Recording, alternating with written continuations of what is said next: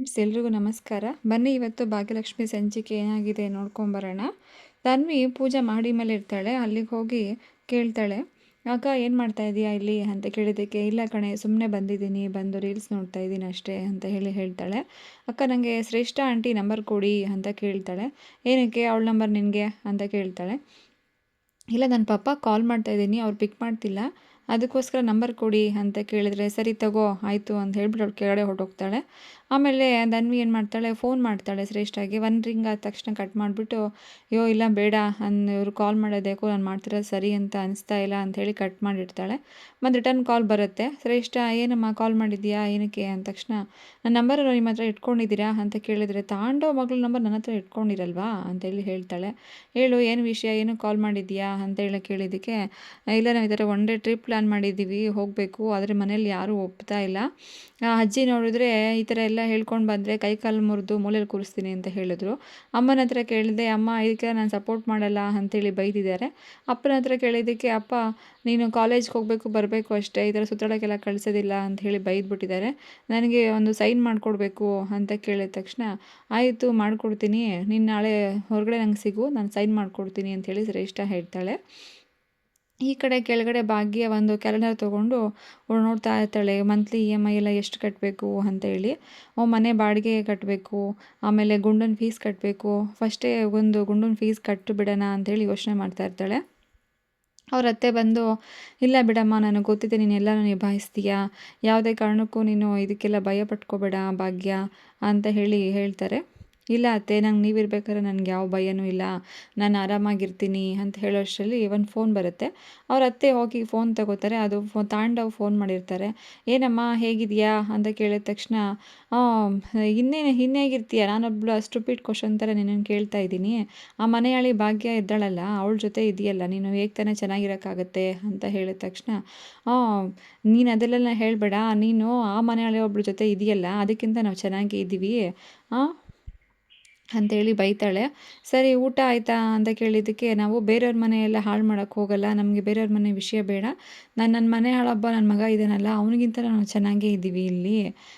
ಸರಿ ಊಟ ಆಯಿತಾ ಅಂತ ಹೇಳಿ ಕೇಳ್ತಾನೆ.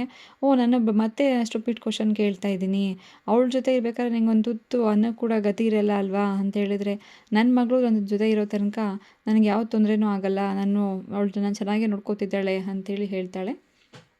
ಈ ಕಡೆ ಭಾಗ್ಯಳ ಅತ್ತೆ ದೇವ್ರ ಮುಂದೆ ಕೂತ್ಕೊಂಡು ಕೇಳ್ತಾ ಇರ್ತಾರೆ, ಯಾಕಪ್ಪ ದೇವ್ರೆ ಈ ಥರ ನಮ್ಮ ಸೊಸೆಗೆ ಈ ಥರ ಕಷ್ಟ ಕೊಡ್ತಾ ಇದೀಯಾ, ಅವಳು ನನಗೆ ಪ್ರತಿದಿನ ಪೂಜೆ ಎಲ್ಲ ಮಾಡಲ್ವಾ, ಆದರೆ ಅವಳಿಗೆ ಒಂದು ವ್ಯಾಪಾರ ಅಂತ ಶುರು ಮಾಡಿಸ್ತಾ ಇದಕ್ಕೆ ಅಡ್ಡಿಗಳು ನೀನೇ ತೊಗೊಬಂದು ನನಗೆ ಕೊಡ್ತಾ ಇದೀಯಾ, ಅವಳನ್ನ ಹೇಗಾದರೂ ಮಾಡಿ ಕಾಪಾಡು, ಅವಳಿಗೆ ಹೊಸ ಬಿಸ್ನೆಸ್ ಶುರು ಮಾಡ್ತಾ ಇದ್ದಾಳೆ, ಅದಕ್ಕೆ ವ್ಯಾಪಾರ ಈಗಲಿಂದನೇ ಶುರುವಾಗಬೇಕು, ನೀನೇನು ಮಾಡ್ತೀಯೋ ನನಗೆ ಗೊತ್ತಿಲ್ಲ ಅಂಥೇಳಿ ಕೇಳಿದ ತಕ್ಷಣ ಅಲ್ಲಿ ಭಾಗ್ಯ ಅದನ್ನು ಕೇಳಿಸ್ಕೊತಾಳೆ. ಅಷ್ಟರಲ್ಲಿ ಒಂದು ಬಾಗಿಲು ರಿಂಗ್ ಆಗುತ್ತೆ. ಅಲ್ಲಿಗೆ ಹೋಗಿ ಬಾಗಿಲು ತೆಗೆದ ತಕ್ಷಣ ಭಾಗ್ಯನ ತಮ್ಮ ಬಂದಿರ್ತಾನೆ. ಸರಿ ಒಳಗಡೆ ಬಾ ಅಂತ ಕೇಳಿದ ತಕ್ಷಣ, ನನಗೆ ಒಳಗಡೆ ಬರೋಕ್ಕೆಲ್ಲ ಟೈಮ್ ಇಲ್ಲ ಅಂತೇಳಿ ಹೇಳ್ತಾನೆ. ಯಾಕಪ್ಪ ಒಳಗಡೆ ಬಾ ಅಂತ ಹೇಳಿದ ತಕ್ಷಣ, ನೀವು ನಿನ್ನೆ ಹಾಸ್ಟೆಲ್ ಹತ್ರ ಬಂದು ಎಲ್ಲರಿಗೂ ಊಟ ಕೊಟ್ಟಿದ್ದೀರಾ ಅಂತ ಹೇಳಿದ ತಕ್ಷಣ ಮನೇಲೆಲ್ಲ ಹೊರಗಡೆ ಬಂದು ನಿಂತ್ಕೊತಾರೆ. ಏನಾಯಿತು ಅಂತ ಗಾಬರಿಯಿಂದ, ನೀವೇನು ಮಾಡಿದ್ದೀರಾ ನೋಡಿ, ನೀವು ಮಾಡಿದ್ದಕ್ಕೆ ಎಲ್ರಿಗೂ ಎಂಥ ತೊಂದರೆ ಆಗಿದೆ, ಅವ್ರಿಗೆ ಊಟದಲ್ಲಿ ಏನೋ ಸಿಕ್ಕಿದೆ ಅಂತ ಹೇಳಿದ ತಕ್ಷಣ ಮನೆಯವರೆಲ್ರಿಗೂ ಗಾಬರಿ ಆಗುತ್ತೆ. ಏನಾಗಿದೆಯೋ, ನೆನ್ನೆ ಊಟ ಬೇರೆ ಕೊಟ್ಬಿಟ್ಟು ಬಂದಿದ್ದೀವಿ, ಏನಾದರೂ ತೊಂದರೆ ಆಗಿದೆಯಾ ನಮ್ಮಿಂದ ಅಂಥೇಳಿ ಎಲ್ರಿಗೂ ಭಯ ಪಟ್ಕೊಂಡು ಕೇಳ್ತಾ ಇರ್ತಾರೆ. ಭಾಗ್ಯ ಅದಕ್ಕೆ, ನಡಿ ಸರಿ ನೋಡ್ಕೊಂಬರೋಣ ಹೋಗೋಣ ನಡಿ ಅಂತ ಹೇಳಿದ ತಕ್ಷಣ, ನೀವೇನು ಹೋಗೋದು ಬೇಡ, ಎಲ್ಲ ಇಲ್ಲೇ ಬಂದಿದ್ದಾರೆ ಅಂತ ಹೇಳಿದ ತಕ್ಷಣ ಎಲ್ಲ ಫ್ರೆಂಡ್ಸ್ಗಳು ಒಳಗಡೆ ಬರ್ತಾರೆ. ಎಲ್ಲ ಹೊಟ್ಟೆ ನೋವು ಅನ್ನೋ ಥರ ಎಲ್ಲ ಬಂದು ಸೋಫಾ ಮೇಲೆ ಕೂತ್ಕೋತಾರೆ. ಏನಾಯಿತು ಎಲ್ರಿಗೂ, ದಯವಿಟ್ಟು ನನಗೆ ಕ್ಷಮಿಸಿ, ಏನೇನು ತೊಂದರೆ ಆಗೋಗಿದೆ ನಿಮಗೆ ಅಂಥೇಳಿ ಭಾಗ್ಯ ಹೇಳ್ತಾಳೆ. ಅದಕ್ಕೆ, ಇಲ್ಲ ನಿಮಗೆ ಊಟದಲ್ಲಿ ಏನು ಸಿಕ್ಕಿದೆ, ದಯವಿಟ್ಟು ನಮಗೆ ಎಲ್ಲರೂ ಹೇಳಿ ಅಂತ ಹೇಳಿದ ತಕ್ಷಣ, ಇಲ್ಲ ಅಕ್ಕ ನಮಗೆ ಊಟದಲ್ಲಿ ಅಮೃತ ಸಿಕ್ಕಿದೆ ಅಂಥೇಳಿ ಎಲ್ಲ ಪ್ರ್ಯಾಂಕ್ ಮಾಡಿಬಿಡ್ತಾರೆ ಎಲ್ಲರೂ. ಅದಕ್ಕೆ, ಅಯ್ಯೋ ಯಾಕೆ ಈ ಥರ ಮಾಡಿದ್ರಿ ನಮಗೆ ಅಂಥೇಳಿ ಹೇಳಿದ ತಕ್ಷಣ ಎಲ್ಲರೂ ಖುಷಿ ಪಡ್ತಾರೆ. ಇಲ್ಲ ಅಕ್ಕ ನಮಗೆಲ್ಲ ನಿಮ್ಮ ಊಟ ತುಂಬಾ ಖುಷಿಯಾಗಿ ಕೊಟ್ಟಿದೆ, ನಮ್ಮ ಮನೆ ಊಟ ಮಾಡಿದೋ ಹಾಗೆ ಇದೆ, ನಾವೆಲ್ಲ ತುಂಬ ಅಮ್ಮನ ಮಿಸ್ ಮಾಡ್ಕೊಂಬಿಟ್ಟಿದ್ವಿ, ನಿಮ್ಮಿಂದ ನನಗೆ ಅಮ್ಮ ಸಿಕ್ಕಿದ್ದಾರೆ ಅಂಥೇಳಿ ಎಲ್ಲರೂ ಖುಷಿ ಪಡ್ತಾರೆ ಊಟ ನೋಡಿ. ಅದಕ್ಕೆ ಮತ್ತೆ ಎಲ್ಲರೂ ದುಡ್ಡು ಕೊಡ್ತಾರೆ, ತಗೊಳ್ಳಿ ದುಡ್ಡು, ಎಷ್ಟಕ್ಕ ಒಂದು ಊಟಕ್ಕೆ ಅಂತ ಕೇಳ್ತಾರೆ.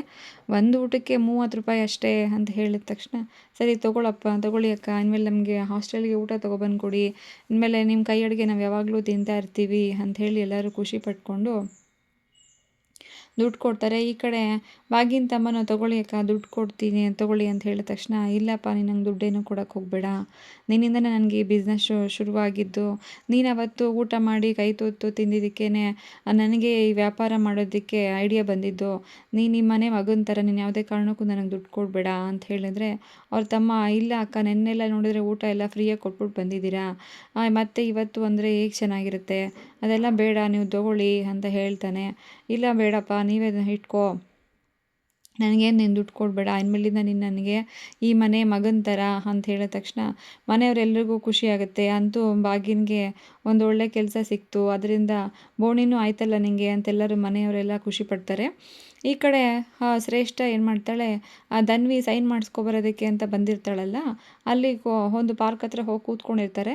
ಅಲ್ಲಿ ಕೊಡು ಶ್ರೇಷ್ಠ, ಕೊಡು ಧನ್ವಿ, ನಾನು ನಿಮಗೆ ಸೈನ್ ಮಾಡಿಕೊಡ್ತೀನಿ ಅಂತೇಳಿ ತೊಗೋತಾಳೆ. ಮಾಡಿಸ್ಕೊಟ್ಬಿಟ್ಟು ನೀನು ತೊಗೋ, ಇದನ್ನು ಹೋಗಿ ಟ್ರಿಪ್ಗೆ ಹೋಗಿ ಆರಾಮಾಗಿ ಎಂಜಾಯ್ ಮಾಡ್ಕೊಂಡು ಬಾ, ನಿಮ್ಮ ಅಪ್ಪ ಅಮ್ಮ ಎಲ್ಲ ಹಳೆ ಕಾಲದವರು, ಅವ್ರ ಬಗ್ಗೆ ಎಲ್ಲ ನೀನು ತಲೆ ಕೆಡಿಸ್ಕೋಬೇಡ ಅಂತ ಹೇಳ್ತಾಳೆ.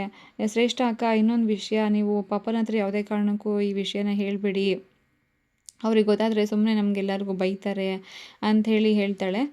ಇಲ್ಲ ಬಿಡು, ನಾನು ಯಾವುದೇ ಕಾರಣಕ್ಕೂ ಅವನಿಗೆ ಹೇಳಲ್ಲ, ಅವ್ನಿಗೆ ಹೇಳಿದ್ರೆ ಸುಮ್ಮನೆ ಆಮೇಲೆ ಏನಕ್ಕೆ ಹೋದೆ, ಏನಕ್ಕೆ ಸೈನ್ ಮಾಡಿಕೊಟ್ಟೆ ಅಂತೆಲ್ಲ ಮಾತಾಡ್ತಾನೆ, ಅದಕ್ಕೆ ನಾನು ಏನೂ ಹೇಳಲ್ಲ ಅಂತ ಹೇಳ್ಬಿಟ್ಟು, ಸರಿ ಒಂದೆರಡು ನಿಮಿಷ ವೆಯ್ಟ್ ಮಾಡು, ಬರ್ತೀನಿ ಅಂಥೇಳಿ ಹೊರಗಡೆ ಎದ್ದೋಗ್ತಾಳೆ. ಎಲ್ಲಿಗೆ ಅಂತ ನೋಡ್ತಾ ಇದ್ದರೆ ಆಮೇಲೆ ಹೋಗಿ ಒಂದು ಗಿಫ್ಟ್ ತೊಗೊಂಬರ್ತಾಳೆ ಅವಳು ಧನ್ವಿಗೋಸ್ಕರ. ತೊಗೋ ಧನ್ವಿ, ಗಿಫ್ಟ್ ನೀನೇ ಇಟ್ಕೋ, ನಿನಗೋಸ್ಕರ ನಾನು ಈ ಗಿಫ್ಟ್ ತೊಗೊಬಂದಿದ್ದು, ಇದನ್ನೇ ಹಾಕ್ಕೊಂಡು ಹೋಗು ನೀನು ಟ್ರಿಪ್ಗೆ, ನಂಗೆ ತುಂಬಾ ಖುಷಿಯಾಗುತ್ತೆ ಅಂಥೇಳಿ ಹೇಳ್ತಾಳೆ. ಸರಿ ಧನ್ವಿ ಆಯಿತು, ನಾನು ಈ ಟ್ರಿಪ್ಗೆ ಇದನ್ನೇ ತೊಗೊಂಡು ಹಾಕ್ಕೊಂಡು ಹೋಗ್ತೀನಿ ಅಂತ ಹೇಳ್ತಾಳೆ. ಆಮೇಲೆ ಅವಳು ಧನ್ವಿ ಸರಿ ನಾನು ಹೊರಡ್ತೀನಿ ಕಾಲೇಜ್ಗೆ ಅಂತೇಳಿ ಹೊರಟ ತಕ್ಷಣ ಈ ಕಡೆ ಶ್ರೇಷ್ಠ ಯೋಚನೆ ಮಾಡ್ತಾ ಇರ್ತಾಳೆ, ಇದೇ ನಂದು ಒಳ್ಳೆ ಸಮಯ, ನೀನು ಹೀಗೆ ನನಗೆ ಇವಾಗ ಧನ್ವಿ ಸಿಕ್ಕಿದ್ದಾಳೆ ನನ್ನ ಕೈನಲ್ಲಿ, ಭಾಗ್ಯ ಇನ್ಮೇಲಿಂದ ನೋಡು ನಾನು ನಿನಗೆ ಹೇಗೆ ಮಾಡ್ತೀನಿ ಅಂತ, ನೀನು ಇದರಿಂದನೇ ನಿನಗೆ ಒಬ್ಬೊಬ್ಬಳಾಗಿ ನಿನ್ನನ್ನು ಅದೆಲ್ಲರನ್ನ ದೂರ ಮಾಡ್ತೀನಿ ಅಂತೇಳಿ ಅವಳ ಮನಸ್ಸಲ್ಲೇ ಭಾಗ್ಯನಿಗೆ ಸವಾಲು ಹಾಕ್ಕೊಂಡು ಇರ್ತಾಳೆ. Thank you friends. ಈ ವಿಡಿಯೋ ಯಾರು ಫಸ್ಟ್ ಟೈಮ್ ನೋಡ್ತೀವಿ ದಯವಿಟ್ಟು ಸಬ್ಸ್ಕ್ರೈಬ್ ಮಾಡಿ, ಸಪೋರ್ಟ್ ಮಾಡಿ, ಲೈಕ್ ಮಾಡಿ ಫ್ರೆಂಡ್ಸ್. ಬಾಯ್.